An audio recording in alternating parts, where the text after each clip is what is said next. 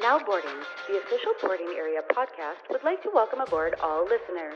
This nonstop service includes interviews, reviews, and insights from our talented crew of bloggers. Episode number 2 is NowBoarding.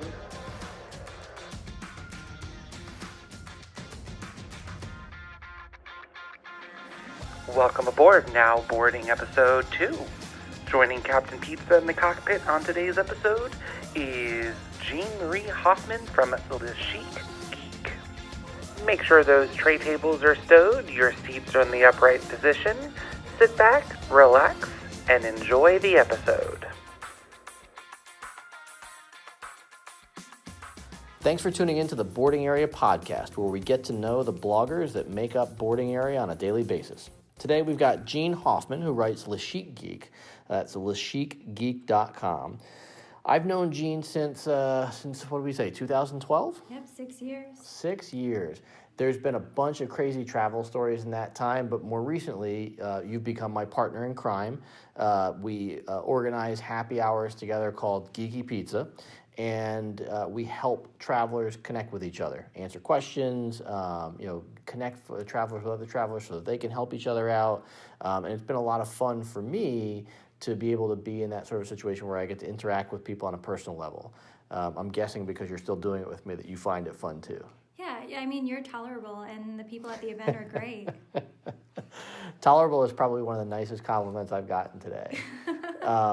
So this one's going to be a lot of fun for me because Jeanne and I we have a very sarcastic way about us, and I really do enjoy doing the happy hours with her on a monthly basis. So as we sort of get underway here and talk about you and the blogging world, the first question I have is actually one I don't even know that I know the full story on. So I think I'm going to learn some things today. How did you get bitten by the travel bug? Sure. So when I was little, I grew up in the Bronx, and family vacations were what my parents were able to provide, and they worked very hard to provide us with great vacations to places like Williamsburg and in Pennsylvania. And we had a fantastic time together, but we didn't have the means to travel abroad or do anything too exotic.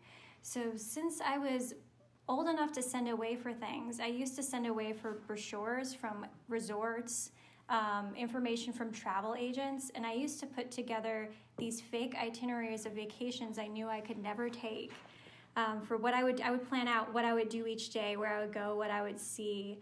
So again, my whole thinking was that these were vacations I would never be able to take. And as I got more into collecting miles and points and discount travel and everything, I've been turning those itineraries into reality, which has just been blowing my mind. So I always had the travel bug, but only more recently realized that it was attainable. That is so awesome. That's a cool story as a kid. So your story sounds a lot like mine, where a lot of our family travel was via car. So you went places with your family regionally. Were these like weekend trips, or you only did the summertime, or? Yeah, we go in the summertime. So Williamsburg was a huge staple for us because my parents were very big on education. So we'd always make sure that there was an education aspect to the trip and a fun part to the trip. So we would do Jamestown, Colonial Williamsburg, but then we'd also go to Busch Gardens and go on the roller coasters, puff up my hair because I was always short. I didn't just become short now, I was short as a kid too, so that I could qualify to ride the roller coasters. So it was a great trip. We did that probably every other year, I'd say. Mm-hmm. Yeah, I guess you didn't become short just now. But nope. So tell folks how long you've been blogging and what made you start. I've been blogging for about 6 years, a little over 6 years, so a little longer than I've known you, Ed. And I started blogging because I started getting a little more crazy with my travel, and I thought it would just be kind of fun to put the crazy things I decided to do down on, I'm saying paper, but really digital paper, so that my friends and family can look at it and say, like, what is going on with Jeanne? She's doing strange things. So the first thing I blogged about was I realized that given I'm in Washington, D.C., based in Washington, D.C., the Caribbean's not that far away, and there was a sale on airfare to the Caribbean, and I realized it was cheaper to fly back and forth from the Caribbean to D.C. each day because I also lived near the airport back then it was to book a hotel and stay overnight there. So I did some island hopping. I went to the Bahamas, I went to Jamaica, but again, they were all day trips. So I wanted to write about that crazy experiment. And what airlines were you doing this on? Was this where your US Airways connection came from? It was US Airways. So I was doing it on that, and I did it as they used to have a trial status challenge where you get the status while you're trying to earn the status. So I was flying in first class also on these trips back and forth, which was a cool experience to fly to the Caribbean in first class, leave the airport, go directly to the beach, come back, sit in first class, and then land. Of course, it was US Airways, so there wasn't actual meals on the airplane in first class, but I did get a nice plastic cup full of wine. And how was the wine? Was it any good? It was tolerable, like you, Ed. This is going to be a long 30 minutes, guys. So I know you were a US Airways fan well before I was, since I never actually was, and we had a good fight on our blogs about the merger. I'm curious, were you a Grand Slam girl? Yes, I was a Grand Slam girl. So the Grand Slam that Ed is referring to is US Airways used to have this promotion where you could earn a ton of miles that you could redeem for travel through doing various tasks. It was random things like using a few of your miles to sign up for a magazine subscription, or transferring 1,000 points from Best Western to US Airways. So the way that you would prepare for this promotion is you would think of all the crazy little things they would ask you to do and spend the year trying to get a few points here and a few points there to transfer over. And I was able to use points from that to take my mom to Paris in business class. So the Grand Slam was a slam dunk.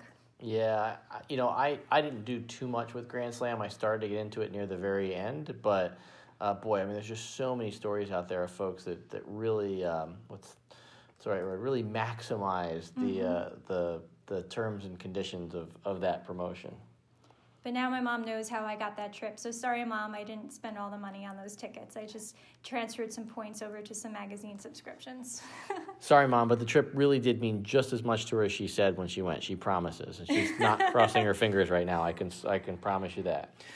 So we'll step aside for a quick break. I want to talk a bit more when we come back about what your normal travel schedule is. So we'll talk a little bit about work and pleasure when we get back from this short break.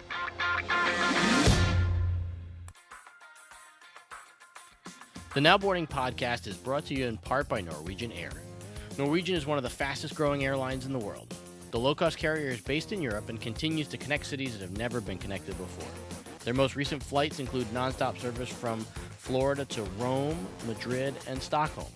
They've also launched new service from Montreal to the Caribbean and from the Toronto area to Dublin. With a fleet of brand new 787 and 737 MAX airplanes, they're making the world affordable for thousands of travelers. And we're back on the BoardingArea podcast with Jeanne Hoffman from Chic Geek. We figured out that Jeanne doesn't really like sitting here talking to me, but she did have a great time flying back and forth to the Caribbean back when US Airways used to have really cheap flights down there, which is a good segue to trying to figure out what sort of a traveler Jeanne is now. How much of your time do you spend? Do you travel for work? And if you do, how much of it is for work? And how long are those trips? So I travel a lot for work right now. I went through a short period where I wasn't really taking any work travel, but I would say for work, I travel about twice a month. And when I do it, it's anywhere from 3 to 6 days of work travel. In addition, I do a lot of personal travel as well. I have friends all over, so shout out to my friends in Boston, my friends in Texas. I do like visiting people, and I feel like travel really opens those doors. So I'll do day or overnight trips sometimes to see people that I care about a lot. So I'm all over the country at any given time usually. So as an ex-US Airways person, are you now at American Airlines? Yes, I am an American Airlines person. I do still miss US Airways.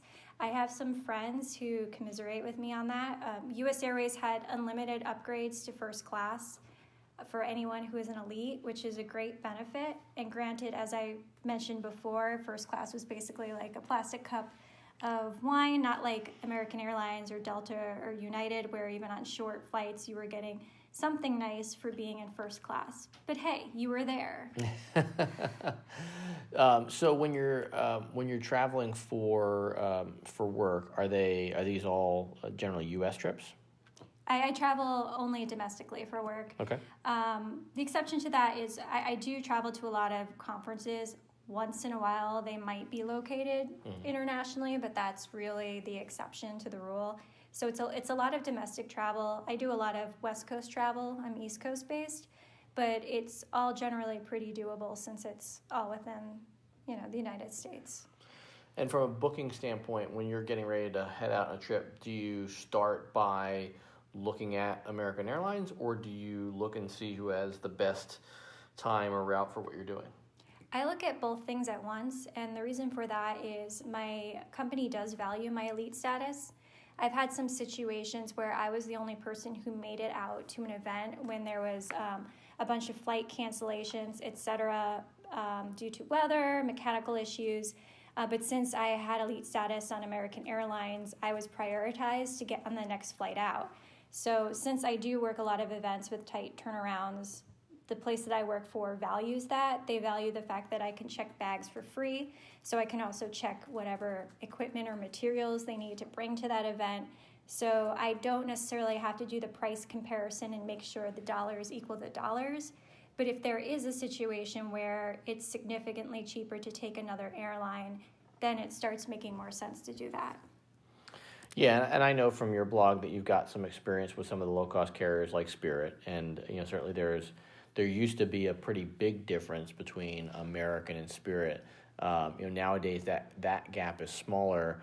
As far as that's concerned, setting aside business travel for a second, because we know that business travelers have specific needs, times that they need to be there for things, the ability to have a backup flight, which we know those are things that Spirit isn't necessarily great at.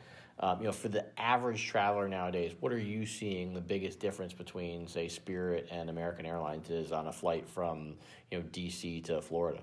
I think it mostly comes down to space and dollars. So with Spirit Airlines, you can look at my blog, and maybe Ed will link to this. There's a picture of the legroom on Spirit Airlines on one of my posts, where you're not going to get luxury and a lot of space on the airplane. And you're also going to have a lot of hidden fees that can pop up out of nowhere. And again, I have a post on how to avoid those hidden fees. So you need to compare that to the cost of flying on a carrier like American Airlines. On American, you'll also get a cup of soda, and you'll get a pack of pretzels or a Biscoff cookie, depending on the time of day and the length of your flight. But the difference between these low-cost carriers and more expensive airlines is becoming, the differential, I should say, between them is becoming smaller and smaller, especially as airlines move to these economy fares where they don't even include, a carry-on bag, similar to the way that Frontier and Spirit doesn't include it. It's also, sometimes you could get more direct routes on the low-cost carrier. Yeah. Yep. And it's in your interest a lot of the times to just take those direct routes. To get to Colorado Springs, to the headquarters of BoardingArea where I write for, I would have to take probably 3 different flights if I wanted to fly on American Airlines. But if I flew Frontier, there's a direct flight from D.C. to Colorado Springs. So that's a no-brainer to me. It is. When they added that, I was thinking exactly about that, about being able to visit the House of Miles on a nonstop flight. I still haven't managed to do that yet. Just got $30 each way to Colorado Springs. Wow. On it. Mm-hmm. That's awesome. Why didn't you call me? Well, if you ever want me to book you using my Den Deals, because I am a Den Deals subscriber on Frontier, which is their, you pay, I think it's about $50 a year to get these really discounted airfares. And I was able to get $60 round trip to Colorado Springs since I was a member of that club. Mm-hmm. As far as Spirit's concerned, I've flown them a couple of times, and my general philosophy has been that so they have these seats up front that are similar to a domestic first class seat for those that haven't flown Spirit, and they call it, wait for it, legendary marketing. They call it the big front seat. It's not first class. It doesn't come with a whole lot of benefits, but it is in fact a big seat in the front of the plane. And I'm a firm believer in that Spirit is actually, I think, a tale of two airlines, in that the big front seat experience is, I think, very similar to an American Airlines-ish style domestic flight. And then once you get behind the big front seat, I think there's a big difference. You talk about, and I think this translates to Frontier and other places too, legroom, as you mentioned, quality of food. Also, too, that the majority of people that are in those rows don't fly very often. Mm-hmm. And so you've got things like, large bags that don't fit in the overhead bin, or people that might not understand etiquette, like, let me, take my shoes off and, put my feet up on the bulkhead and stuff like that. But I think the great thing, which you mentioned, is that they have some very interesting point-to-point routes, and the prices are just so cheap. I mean, some of the Frontier deals that I've seen, are even cheaper than the $30 you mentioned for Colorado Springs. Yep, and on Frontier, I haven't flown the big seats up front like you have on Spirit, but on Frontier, the first few rows you have to pay for, but some of them are only something like $13. Yeah. And they don't do the thing where you can just move up to a seat that has a price tag attached to it. So I've noticed that people will pay for those big front seats, but they won't pay for the $13 seats. So if I book myself into a row on a $13 seat, I usually get a whole row to myself. Oh, that's cool. So, I never thought about that. Tip for you guys, pay a little bit for a Frontier seat. Yeah, and who can work on the Frontier tray tables once you get past the first few rows? That little tiny like postage stamp of a tray table. Mm-hmm. But when you have 3 seats, you just need to prop it up in your knees. So for folks that haven't been followers of your blog and they're tuning in here for the first time, what are the areas that you'd say you're quote unquote expert on? Yeah, so some of the areas I would say, one, what we were just talking about is I fly both elite status on airlines, and I also fly low-cost carriers. So I can do that comparison of which one's better, how to save money on low-cost carriers, how to not get ripped off by $100 fees to check a bag at the gate on a low-cost carrier. So I can do that comparison. I'm not just flying one type of air travel. Another area I would say is I have a bartending background, and I do like to do food and drink travel. So a bit of that, and I love Las Vegas, and I try to go there multiple times a year if I can. I do it cheaply. I go clubbing for free. I drink at clubs for free. So I've really figured out how to game Las Vegas rather than letting it game me and take all my money. And finally, since I do all of that stuff that I previously mentioned, fitness while traveling to make sure I'm balancing out all the damage I'm doing to my system. Yeah, there's no question. Jeanne knows how to do Vegas right. And when I say Vegas right, I mean, do it without breaking your bank, unless it is you wander by the blackjack table and lose all your money there. She can't help you there. Can't help you. Too late. So you mentioned Vegas as a place that you go for, travel when you want to go somewhere fun, when you're not traveling for work. Where else do you normally like to try and travel to, either regions of the world or places in the U.S.? What's a typical pleasure trip for you? A typical pleasure trip, if I have a little bit more time, and by a little bit more time I mean at least 2 days, is to Europe. I do like to go to Italy. I love Rome. I love to get some carbonara in Rome. I love the restaurants. I have favorite restaurants in Rome. So if I find a fare that's good enough or a point redemption that makes sense, I'll jet off to Rome. Domestically, I do love Las Vegas, partially because there's no time there, and I'm normally such a time-regimented person that it's a way for me to relax and get away from things. And then I do like to go, I'm from New York originally. When I can, I pop up to New York, and I just chill out there. Real bagels, real pizza food, real pizza, real Chinese food. That's why you go to New York. Exactly. So when you do these short trips to Rome, and gosh knows I've done short trips to Europe as well, are you normally flying in coach or in business class? I'm normally flying in coach. Okay. I will say it's with an asterisk because I'm usually flying American Airlines and I have status with American, so I can fly in their premium economy, which is a little bit extra room. But I really don't mind being in coach for long flights that much.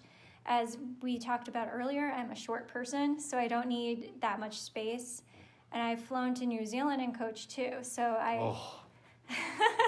but it works. I do have coping mechanisms, like I bring a portable footrest with me. I use this neck wrap that has a bar built into it that I can rest my head on, so I don't have that whole thing when when you fall asleep on an airplane and you basically have a stiff neck for the next 2 days. So I do have ways of coping with being a coach, but I really don't mind it because it's worth getting even that much more experience traveling with the money that I save or the points that I save. Yeah, and I've been an American Airlines guy for quite a long time. I don't fly them as much right now because I'm focusing on what gets me home the quickest because all of the mileage programs are fairly close. But certainly done a bunch of AA flying. In fact, I'm wearing vintage AA Eagle T-shirt while we record the podcast. I think the tough thing to being an AA elite right now, though, is as you say, you get the extra legroom seats. But the system-wide upgrades or the ability to use miles and a copay to upgrade have become significantly less reliable for folks like you to be able to fly in business class for the price of a coach ticket. Yep, that's true. I haven't paid as much attention to it because it hasn't been such a high priority for me, but I've had friends who've been using their system-wide upgrades to upgrade my flights for me because they haven't been able to use their own. So it's definitely a problem with American Airlines. Yeah, I think it's a problem with all the airlines at this point. And problem's a bad word to use. They're selling the seats, which is good for them. It's just harder for folks like you or I that have figured out ways to take advantage of those empty seats and fly a more comfortable experience without spending $3,000 or $4,000 for a ticket. And then a shout out to old US Airways. They used to let you upgrade legs on your flight using just miles. You didn't need to attach any money to it. So I would fly to Hawaii, call them up, give them a few thousand points, and be in first class confirmed in that moment. So Jeanne likes to think that the world revolved around US Airways. The reality of it is that American did the exact same thing. We're going to be right back to finish up with Jeanne. If you're looking to find her online, you can find her at chicgeek.com. Her Twitter handle is Jeanne. That's JEANNE 23. We'll be back in just a minute to wrap up with her and get a couple more questions and answers out of her on the Boarding Area podcast. The NowBoarding podcast is brought to you in part by No Jet Lag. Don't let jet lag get you down. There are flight crews, sports teams, and business executives all around the world that sing the praises of No Jet Lag. No Jet Lag is the leader in jet lag management for the last 25 years. Don't let jet lag spoil your next trip. Visit nojetlag.com to get yours today. And we're back for our final segment with Jeanne Hoffman of chicgeek.com. We've gone through all of her background and history. She's made it very clear that there are lots of people she'd rather be sitting beside for this interview. And while I've appreciated the insults, we've only got a few minutes left to sit here and chat. So I've got some questions that I do ask everyone before we leave, and I'll be really curious to hear some of your answers because I don't even know what some of your answers to these are going to be. So first, either a favorite or a super cool, coolest destination that you've visited. Prague. Prague. Mm-hmm. When were you in Prague? I was in Prague in 2004. Yes, I'm trying to figure out how old I am. 2004. And what I loved about it was if you get up high on a hill, it looks like an Escher painting. Oh, very cool. Mm-hmm. I like that. All right. So for somebody like me who has more than one child, and saying I'm trying to pick a favorite, for you, what's your favorite credit card? I'm sure you have more than one in your wallet that you use to rack up points, but what's your favorite? I might have a couple of credit cards. I need to check. The American Express Platinum card. And why? It comes with the lounge access, and it's not that much more to get authorized users on the card. So through it, my parents and other people in my family have access to lounges and have priority pass accounts. So I like that part. I like the access to fine hotels and resorts where you can get all of these extra benefits when you book travel. And like other American Express cards, you can attach different deals to your card and discounts. And sometimes I've gotten $50 off $75 at restaurants, which is crazy good. So yeah, it is crazy all good. Around, great. Okay, so on this next one, I'm just going to put in the disclaimer. We already know that US Airways was your favorite airline. So for the purposes of this question, what is your favorite airline that's still flying?